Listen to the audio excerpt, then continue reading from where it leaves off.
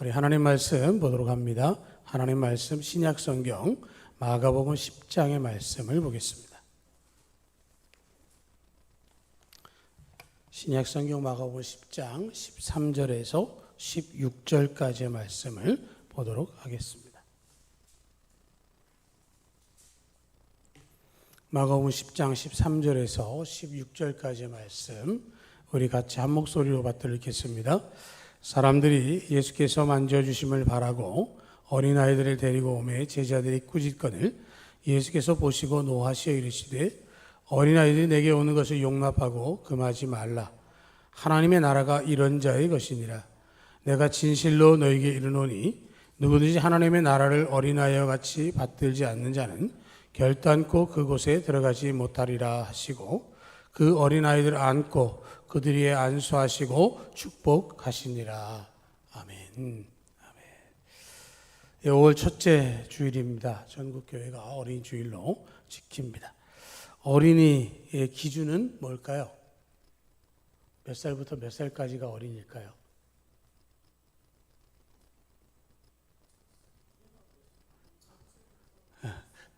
대략 정해 보시죠. 왜 망설이십니까? 어린이. 어린이들 보통 보면 유치원, 그죠? 어린이집 가는 것보다는 유치원 가는 애들부터 시작해서 초등학교 6학년까지 정도 범위로 생각을 합니다. 그래서 어린이날을 가장 슬퍼하는 아이가 누구냐면 그 해에 중학교 들어간 아이가 제일 슬퍼합니다. 지난해까지만 해도 이런 생각을 하면서 하게 되는데 그런 거죠. 어린이 주일, 어린이들 중요성을 생각하고 또 어린이들을 믿음으로 말씀으로 양육하자는 의미에서 제정된 주일입니다. 미래의 주역으로서 어린이가 얼마나 중요한가는 굳이 말씀드리지 않아도 다 아시는 거고요. 우리나라 감사한 것은 출산율이 떨어지다가 금년부터 다시 올라가기 시작했다라고 이제 통계가 나오고 있습니다. 그래서 조금 지나면 어린이들이 더 늘어나겠죠. 그러면 더위가 늘어나는 것 때문에 더 좋을 것 같다라는 생각도 들고요. 그런데 예수님 때나 또 어린아이를 우리나라에서 제정할 때의 상황은 지금하고 생각해 보면 많이 달랐습니다. 예수님 당시의 어린이 여자들은 숫자에 들어가지 못했습니다. 어떤 사건이 있어서 증인이 필요하다 그래도 어린아이와 여자는 증인으로 택하지 않았습니다. 우리가 잘 아는 것처럼 오병이어의 기적은 한 어린아이의 도시락으로부터 출발했습니다. 그런데 그 아이도 기록에 나와 있지만 숫자에는 들어가지 않았습니다.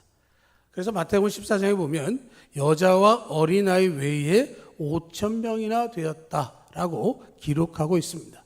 5,000명이라고 하는 숫자는 성인 남자들만을 기록하는 숫자고요. 그렇기 때문에 어떻게 보면 아이를 생각하지 않아도 충분할 만한 기적이었다라고 표현하고 있는 것이죠. 우리나라에서도 어린이날을 제정한 분은 방정환 선생입니다. 그분이 어린이라는 말을 처음으로 사용했습니다. 그전에는 아이, 아기, 그리고 어른으로 넘어간 중간에 아이들의 표현이 없었는데 그 표현을 어린이라고 만들었고요. 어린이날을 제정했습니다. 그래서 그때부터 어린아이들을 소중히 여기고 존중하는 때가 되어진 것이고요. 그런 배경을 놓고 오늘 말씀을 보면 이런 겁니다. 예수님께서 말씀을 가르치고 계셨습니다. 그 가르치고 계신 그 자리에 사람들이 예수님께서 만져주심을 바라고 아이들을 데리고 왔습니다. 그것을 보고 제자들이 꾸짖었습니다. 지금 예수님 말씀을 전하고 어른들을 상대하는 일도 굉장히 많은데 어린아이까지 데리고 온다면 어떻게 하겠느냐라는 이야기를 지금 하고 있는 것이죠. 예수님께서 하실 일에 대해서 제자들의 입장에서 보면 우리 선생님을 귀찮게 하지 말아라 하는 생각이 있는 겁니다. 다른 말로 생각해 보면 우리 옛날에 약장사들이라는 거 있죠. 하다 말고 뭐라 그럽니까? 애들은 가라. 이겁니다. 아이들이 같이 하는 것을 불편히 여기고 있는 겁니다. 어린이들을 인정하지 않던 시기였기 때문에 제자들이 그런 생각하는 것은 시대적으로 보면 크게 잘못된 것은 아니었지만 예수님께서는 그것을 보시고 분노하셨습니다. 14절째 보면 예수께서 보시고 노하시어 이르셨다. 이렇게 말씀을 하고 있습니다. 제자들이 하고 있는 것에 대해서 아주 단단히 화가 나셨음을 표현하고 있는 것이죠. 보시고 노하시어 이르셨습니다. 어린아이들이 내게 오는 것을 용납하고 금하지 말라. 하나님의 나라가 이런 자의 것이니라. 그러니까 예수님께서 그 어린이를 향해서 하시는 그 말씀은 세상적으로 볼 때 새로운 시선으로 아이들을 바라보는 것이고, 그 아이들을 바라볼 때에 여자와 어린이, 종과 같이 약한 자의 인격을 회복하고 인정해 주시는 모습이었다라고 하는 것입니다. 그래서 기독교의 복음이 전파되는 곳마다 똑같은 인격체, 평등 사상이 전파가 되어졌기 때문에 오늘 말씀 속에서 어린이들을 어떻게 대할 것인가를 한 번 더 살펴보려고 합니다. 오늘 본문을 보면 어린이들을 주님께로 데리고 와야 된다라는 것을 볼 수 있습니다. 사람들이 아이들을 데리고 예수님께로 옵니다. 그리고 와서 원하는 것이 있습니다. 예수께서 만져주심을 바라고 라고 하는 것이죠. 이 말은 그 아이들을 예수님께서 축복해 주시기를 원한다라고 하는 것이죠. 아이들을 만져주셨다라고 하는 말은 아이들을 받아주시는 것이고, 아이들을 향해서 하나님의 은혜를 부어주기를 원하고 있는 것이고, 당대의 유명한 랍비로 등장하신 예수님, 그 예수님께서 축복하신다고 한다면 우리 아이들이 잘 될 것이다 라고 하는 기대치를 담고 있는 것이기 때문에 아이들을 데리고 오는 것은 아이를 사랑하는 부모의 입장에서는 가장 먼저 해야 할 일이다 라고 하는 것이죠. 아이가 태어나면 그 아이에게 하나님의 은혜를 경험할 수 있도록 유아 세례도, 그리고 말씀 안에서 자라게 할 때 그 아이들이 예수님을 믿게 되어지는 것이죠. 우리는 아이들을 천사 같다라고 말하지만 분명한 것은 아이들도 다 죄인입니다. 죄의 짐을 지고 태어납니다. 누구도 예외가 없죠. 그렇기 때문에 그 아이들에게도 예수님이 필요합니다. 그래서 아이들을 예수님께로 데리고 와야 하는 것이죠. 어느 교회 유치부에서 포도주스를 가지고 성찬식을 거행하면서 성찬식의 교훈을 가르쳐 주었습니다. 이 포도주는 예수의 피를 상징하고 빵은 예수의 몸을 상징하고 우리를 위해서 찢기신 것을 의미한다라는 것을 가르쳐 주었습니다. 그 유치부 아이가 그 후에 목사님에게 이렇게 얘기합니다. 목사님, 저도 예수님의 피를 마셨어요. 그 아이에게 목사님이 이야기했습니다. 그러면 내 안에 예수님이 계시구나. 너는 예수님의 어린이로 자라야 되겠구나. 그랬더니 그 아이가 예 하고 대답했다는 거죠. 우리 안에 아주 작은 그런 어린 아이들의 신앙은 모든 것들에 대해서 복잡함이 없습니다. 단순하게 있는 그대로 받아들이는 것이고 그 신앙을 키워가는 것이죠. 주님께 오는 것은 빠르면 빠를수록 좋습니다. 그런데 안타까운 것은 그러한 일보다는 다른 데로 가는 일이 훨씬 더 많을 때가 있는 것이죠. 많은 경험을 하기 위해서 여러 곳으로 데리고 다니기도 합니다. 자연을 경험하기 위해서 캠핑하기도 하고 산과 들과 바닷가로 나아갑니다. 잘못된 것은 아니지만 우선순위에서 먼저 주님께 나오는 일에 힘쓰고 예수님께 데려오는 일을 우선할 때 그것이 더욱더 소중한 경험이 될 줄로 믿습니다. 잠언 22장에 보면 마땅히 행할 길을 아이에게 가르치라. 그리하면 늙어도 그것을 떠나지 아니하리라. 어려서 배우면 그것이 평생을 가는 것이죠. 3살 버릇이 80 갑니다. 우리가 분명히 알고 있는 것은 내가 경험하고 기억하는 것들이 평생에 이루어지기 때문에 그 일을 행해야 하는 것이고 거기에 관심을 기울여야 하는 것이고요. 두 번째로는 이 아이들이 하나님의 축복을 받도록 해야 하는 것이죠. 예수님께 데리고 온 것, 예수께서 만져주심을 바라고, 공동번역 성경에서는 손을 얹어 축복해 주시기를 바라서 데리고 왔다. 아주 구체적으로 기록을 하고 있죠. 이 어린이들 예수님의 축복을 받아야 될 존재입니다. 하나님의 사랑을 받아야 됩니다. 하나님의 축복을 받고 자라는 것보다 어린이들의 삶에 있어 중요한 일이 어디 있겠습니까? 우리들도 축복을 받는 것을 소중히 여기지 않습니까? 우리는 축도라고 하는 것을 늘 예배 마칠 때마다 경험을 합니다. 축도가 뭡니까? 축복하는 기도입니다. 하나님께서 지금 예배한 모두에게 은혜를 베풀어 달라고 하나님께서 예배한 모두에게 축복을 내려달라고 기도하는 것이 축도입니다. 제가 새벽 예배 때 축도하는 이유는 거기에 있습니다. 제가 여러분들에게 돈을 벌어드릴 수는 없고 또 제가 여러분들 대신 사업하는 게 아니기 때문에 저는 하나님께서 제게 주신 은혜로 제게 주신 직분에 따라 여러분들이 축복하기를 원해서 축도를 하고 있습니다. 월삭 기도를 하는 이유도 거기에 있습니다. 하나님께서 새로운 한 달을 시작할 때 축복해 달라고 지난 시간보다도 더 큰 은혜를 내려달라고 위해서 제가 월삭 기도회 때 축복 기도를 하고 있는 것이죠. 바로 이런 것들이 우리의 삶에 반드시 필요한 것인데 특별히 어린이들에게는 더 좋은 경험으로 그것이 자리하게 되어지는 것이기 때문에 하나님의 축복을 받는 것, 이것은 굉장히 중요한 일인 것이죠. 우리 자녀들이 잘 되기를 바랍니다. 자녀들이 남들보다 더 많은 것을 누리기를 원합니다. 공부를 잘해야 되기 때문에 아이들을 이곳저곳 학원으로 보냅니다. 때로는 취미를 갖추기 위해서 혹은 특기를 위해서 다른 예체능을 가르쳐 주기도 하고요. 재산이나 돈을 물려주기 위해서 열심히 직장 생활도 하고 사업도 하는 것이고요. 아이들의 건강을 위해서 좋은 것들을 먹이려고 합니다. 이 모든 것들이 우리 삶에 필요한 것들입니다. 부족한 것보다는 풍성한 것이 좋은 것입니다. 그러나 더 중요한 것은 하나님의 축복을 받는 것이 더 중요하다라고 하는 것이죠. 누가복음 2장 40절에도 보면 예수님을 자라가면서 강화해지고 지혜가 충만하며 하나님의 은혜가 그 위에 있었다라고 말씀하고 있습니다. 하나님의 은혜가 그 위에 있을 때 강해지고 지혜가 충만해지는 것이고 하나님의 은혜가 임할 때 놀라운 역사를 경험하기 때문에 하나님의 축복을 받아 성장하는 것만큼 중요한 일이 없다는 것이죠. 어떤 은퇴한 외교관이 이런 이야기를 했습니다. 아버지는 목사님이었습니다. 그런데 이 외교관이 은퇴 후에 나이가 들어서 암에 걸려서 치료하는 가운데에 그런 고백을 하는 겁니다. 아버지는 개척교회의 목사님이었습니다. 교회를 개척하고 교회가 안정이 되면 또 다시 다른 지역에 가서 교회를 개척하기를 반복했습니다. 개척하는 목사님의 자녀들이기 때문에 늘 어렵고 힘들었습니다.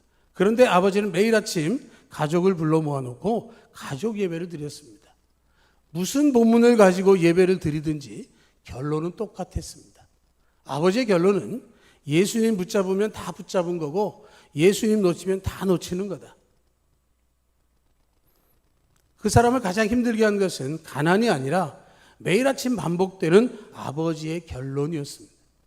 그래서 일찍 집을 떠나서 고학을 하고 좋은 대학을 나와서 외무고시 합격하고 외교관이 돼서 남들은 꿈도 꾸지 못하는 부유한 삶을 누렸습니다.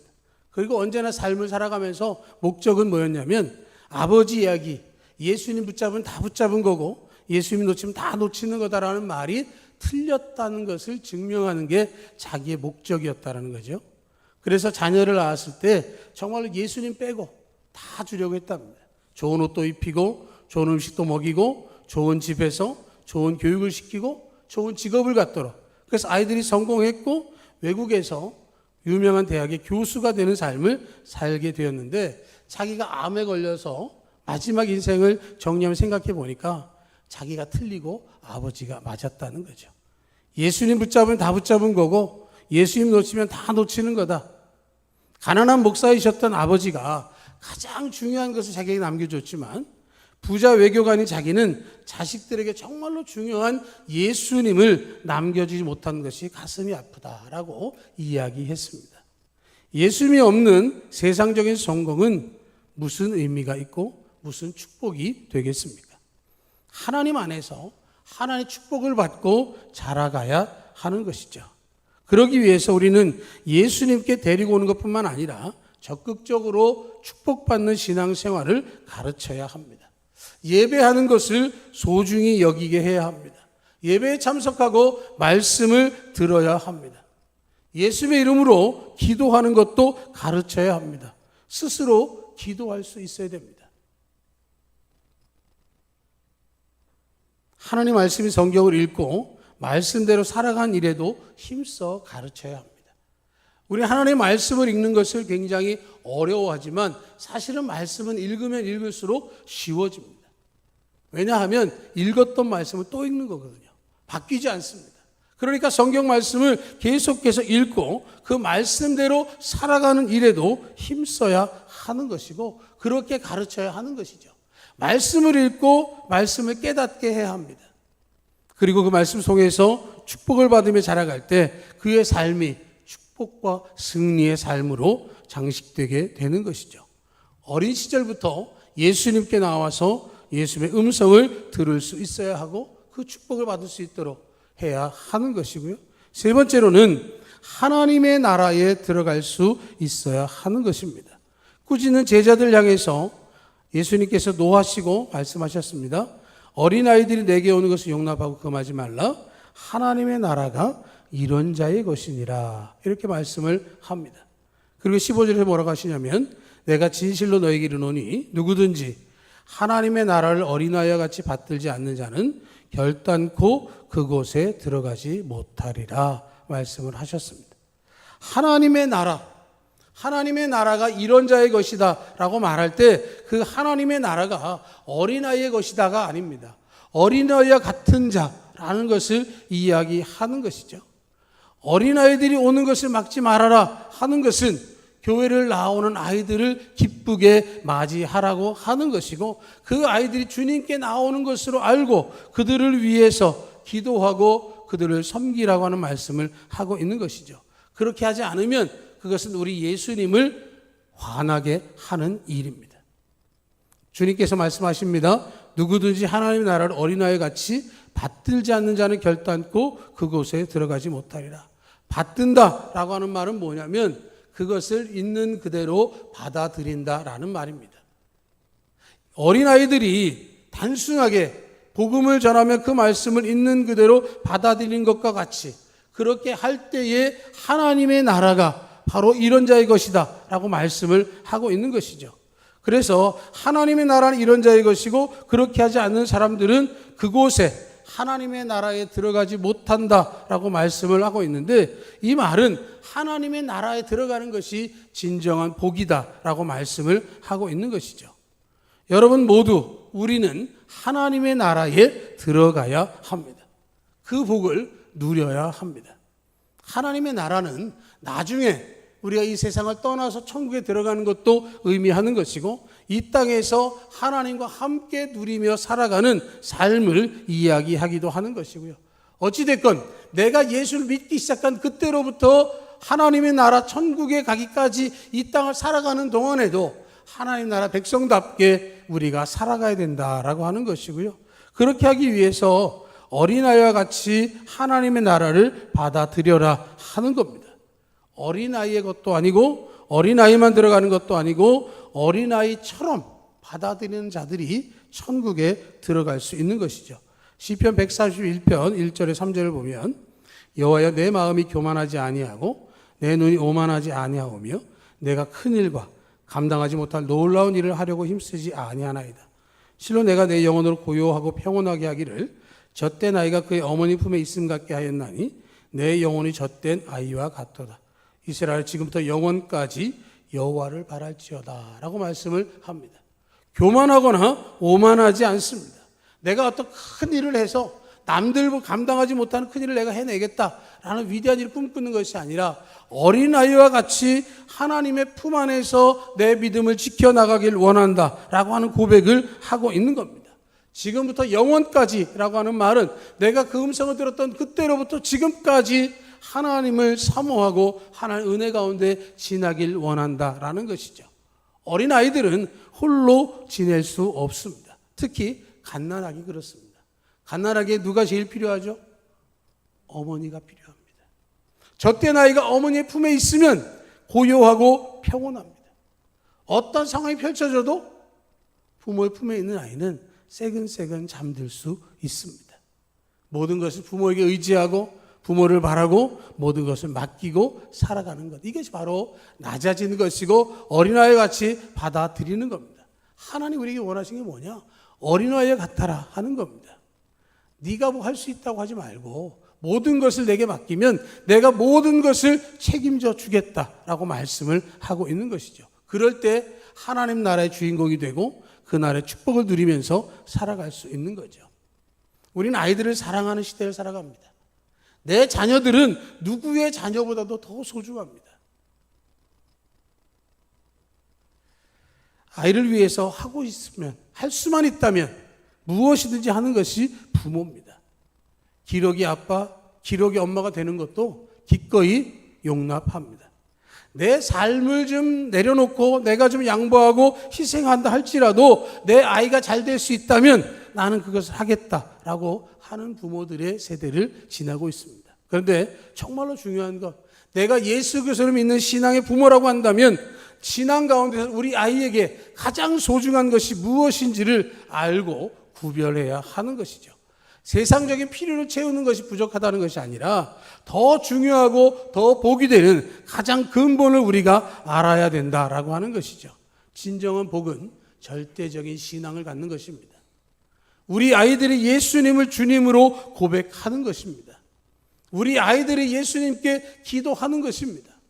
힘들고 어려울 때 부모님께 전화하기 이전에 먼저 주님께 기도하는 것을 알고 실제로 행하는 것이고, 세상에 많은 지식이 있지만 말씀 속에서 하나님의 지혜와 지식을 깨닫고 강건하고 충만한 은혜를 누리는 것을 꿈꾸는 그런 자녀가 되어야 하는 것이기 때문에 우리가 정말로 자녀들을 주님께로 인도하고 하나님의 축복을 받으며 살아갈 수 있도록, 또 하나님 나라에 들어가고 하나님의 축복을 누리며 살아갈 수 있도록 믿음으로 세워가고 주님의 은혜 가운데 이끌어갈 수 있는 우리 모두의 삶과 은혜가 넘쳐나기를 주님의 이름으로 축복합니다. 아멘. 하나님 아버지, 우리와 함께 하시고 우리를 도우시옵소서. 절대적인 신앙보다 소중한 것은 없습니다. 우리 아이들에게 예수 그리스도의 믿음을 심게 하여 주옵소서. 우리를 권하신 예수님 없음은 인생에 아무것도 없음을 고백할 수 있도록 도와주셔서 예수를 붙잡으면 모든 것을 붙잡은 것이고 예수를 잃어버리면 모든 것을 잃어버린 것을 알고 신앙 가운데 주와 함께 할 수 있도록 도우셔서 말씀과 기도 가운데 성령의 충만을 자라날 수 있도록 주님 함께하여 주옵소서. 늘 주의 베푸신 축복 가운데 믿음의 승리자를 살아가게 하시고 주와 동행할 수 있도록 삶을 책임지시길 바라올 때에 사랑하신 예수를 감사하며 기도하옵나이다. 아멘.